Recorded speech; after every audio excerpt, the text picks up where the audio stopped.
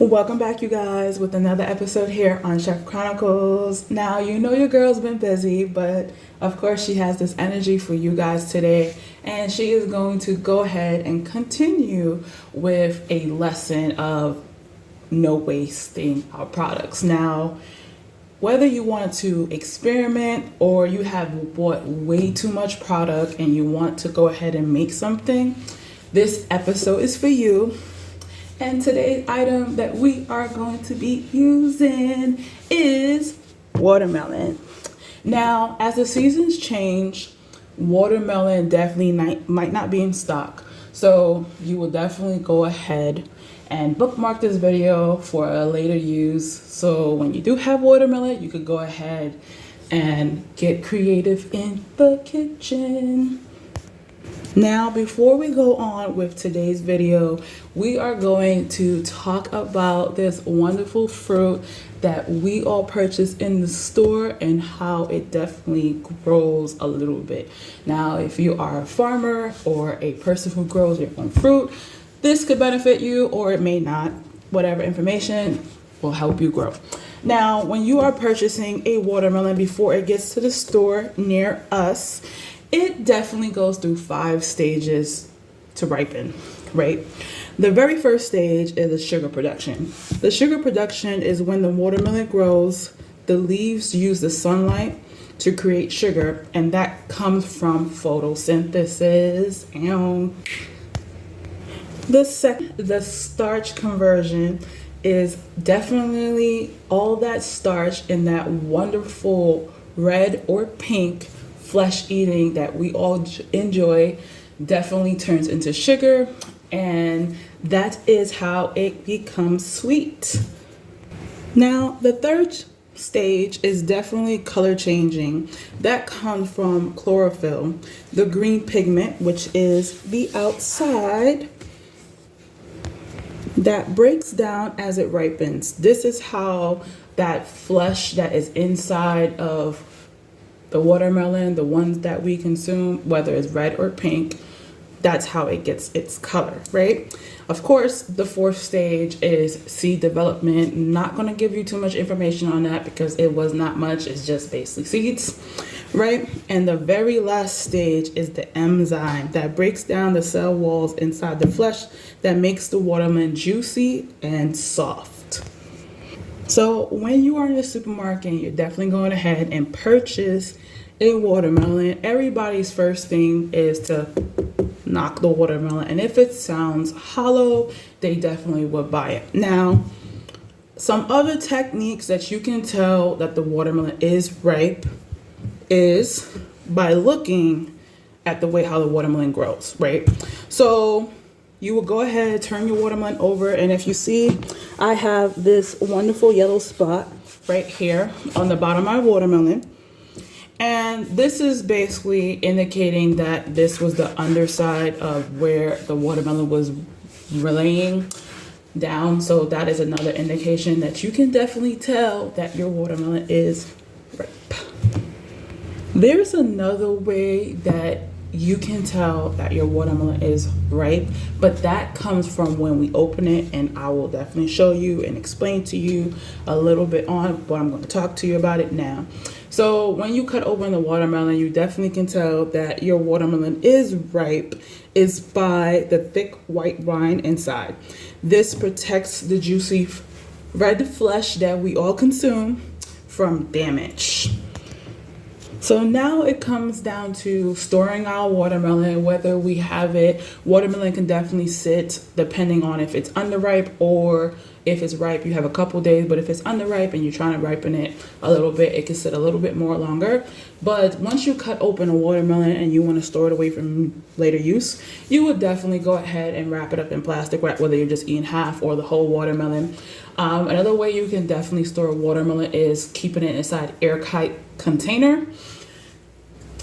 And some people do other methods like paper towel, which they put on top of the watermelon once they cut it, but the choice is up to you. I usually do airtight containers.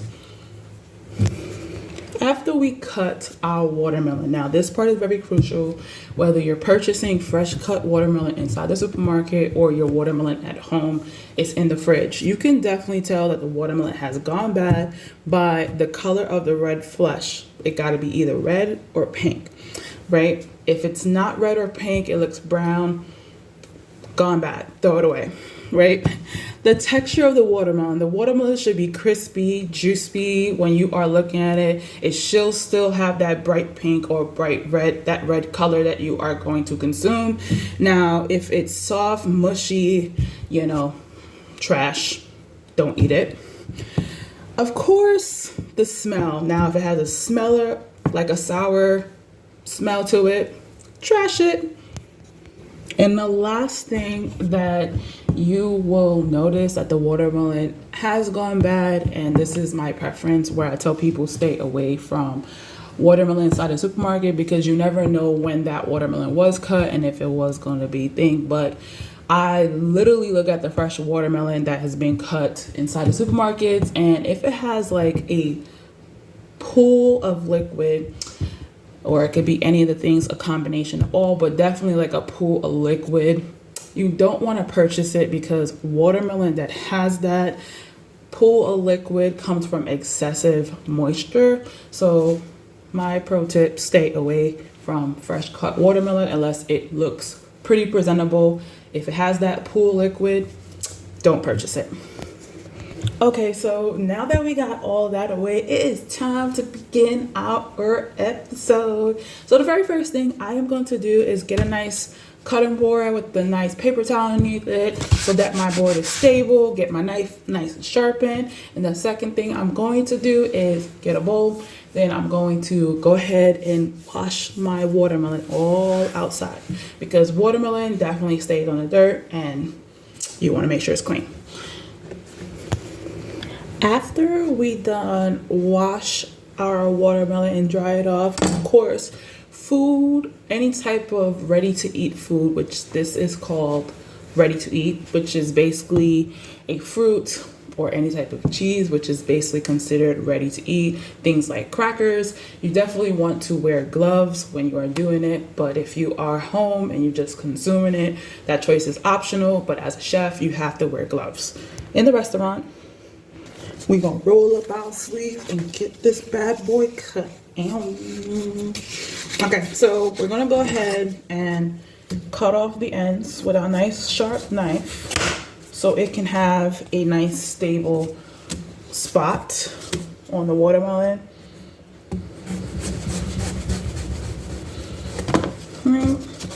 Cut both ends off, and then we're gonna take our knife and cut down the center. And wherever the watermelon is cut is where you continue. Don't be scared. Now, remember, I'm going to use a smaller one to show you guys on camera and put the other one away. So remember what I was saying about the watermelon inside. You could definitely tell once you cut it, the thickness of the rind.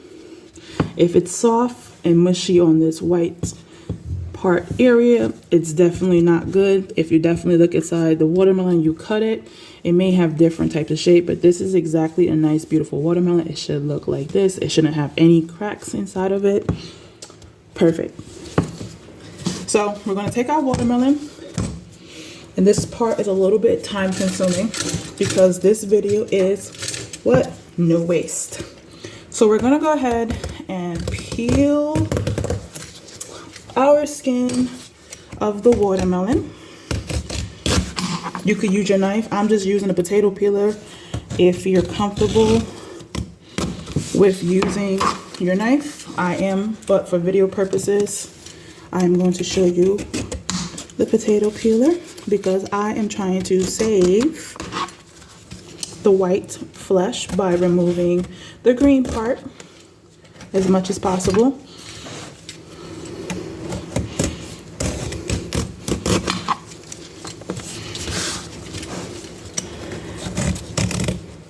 So I'm going to go ahead and continue cutting this watermelon. Okay, so definitely now that our watermelon is nice and peeled, I got off as much green as possible. Like I said, you can use a potato peeler, or you could definitely use your knife. Just be careful when you're cutting yourself. You just want to go like this, peeling it off basically. Make sure you have no green parts, right? So now we have the red inside flesh, and we also have the white rind. And all we're gonna do is just gently peel the red off, the white flesh off, without getting up too much of the flesh in there.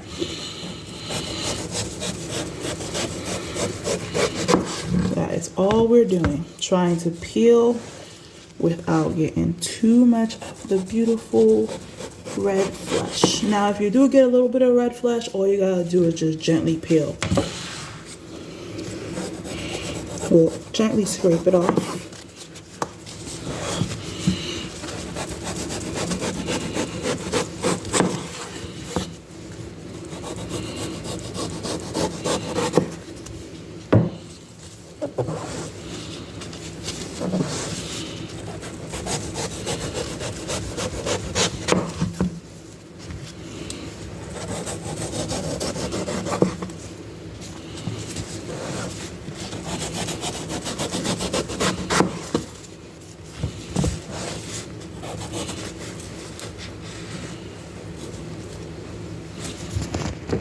So I had a little brown spot, but I was able to catch it. But you should have no more white or barely enough. So if you see a little bit of white on it, you could just go ahead and trim it off. You can make use of it as well still. And then you'll be left with this wonderful red flesh that you see here. And this here, we're going to save it for later. And like I said, you could do multiple things with it, multiple. But of course, I'm gonna go take it and throw it in the freezer, and I'm gonna turn it into a sorbet or a smoothie.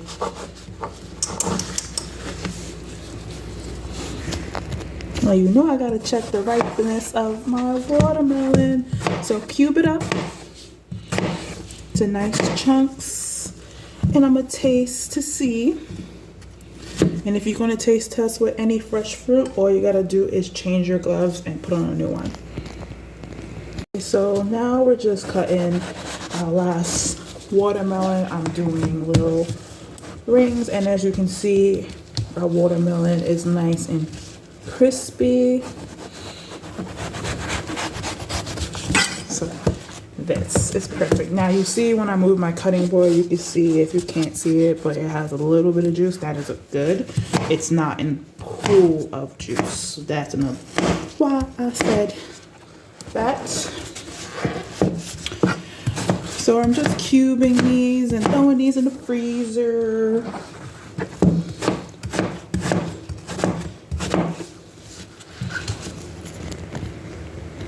Okay, so now we're definitely just left with that white part. Now you can see this one here, I cut it a little bit too deep into the red, and that is okay. If you cut too deep into the red, all you're gonna do is just scrape off all the red. That's why I always say to try to not cut off as much red as possible, because all you're gonna do is go like this, you know, hold it with your eagle claw and just shave it down until it gets to that white part, and you will do that until it gets to all the watermelon if you end up cutting too deep inside. So just don't cut too deep where you're like cutting too much of the white part, which is what you need. So do that to all your watermelon until you get to the white part and there's no flesh, and there's a reason for that. Okay, so once you remove a lot or a little bit of the flesh, you just don't want to have too much flesh because it can ruin it. And you just have this beautiful white interior there. You can do so many things with white rind, right? So I always say, as a cook, the very first thing that pops into your mind, whether it's something simple or something challenging, is what you're going to go for. And the very first thing that I'm going to show you guys to do with watermelon rinds, so that way you get two products out of one, is make something simple. Cut it into nice strips.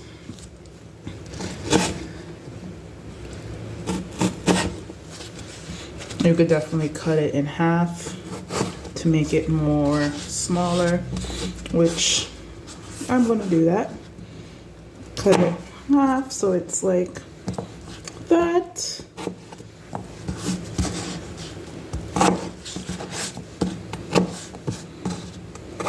And I'm gonna continue doing that with every single piece.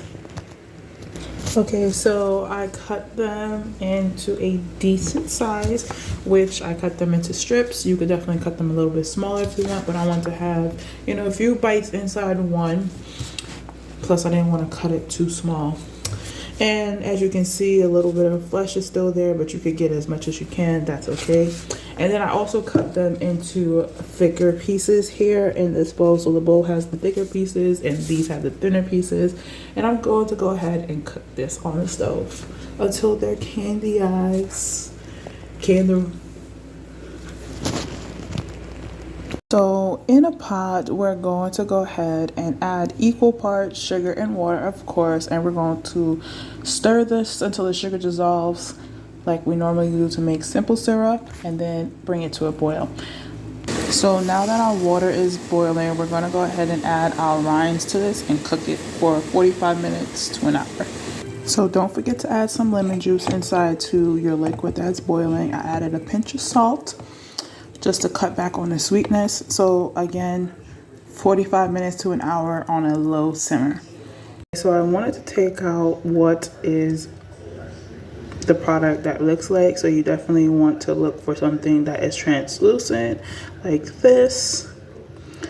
And you will take them all out and you lie them on either a parchment lined sheet tray, or you could do them on a wire rack and allow them to cool, you know, for a few hours overnight, and then, you know, you will store it for later use and just eat it for a whole week. But I'm getting a little bit ahead of myself, but I wanted to show you guys this, and I'll come back on tomorrow with the final look.